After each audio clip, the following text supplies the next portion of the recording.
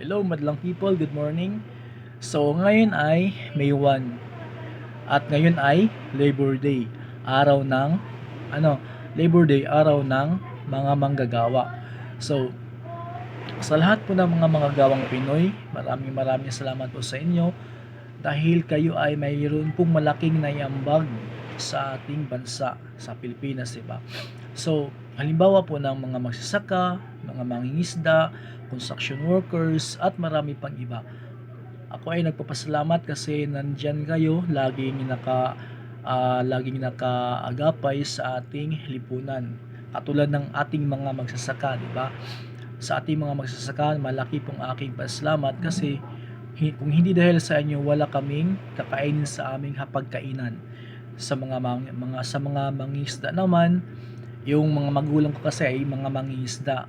O si Papa, pumano na, yung naiwan ay yung mama ko na lang. Si mama isang fish vendor.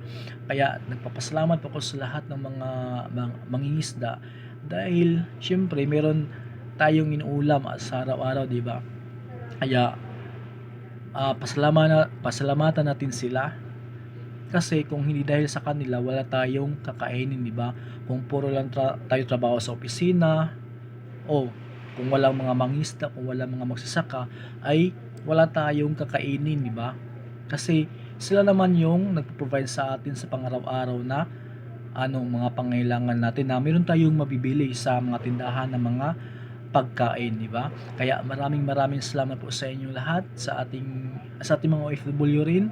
Maraming salamat po sa inyo. Ang araw na ito ay para po sa inyo, Labor Day. Maraming salamat po at sa lahat po ng mga gawang Pinoy, mag-ingat po kayo palagi at huwag po ninyong kakalimutang manalangin at isama po ninyo sa inyong panalangin ng ating bansa. Yun lang po at maraming salamat.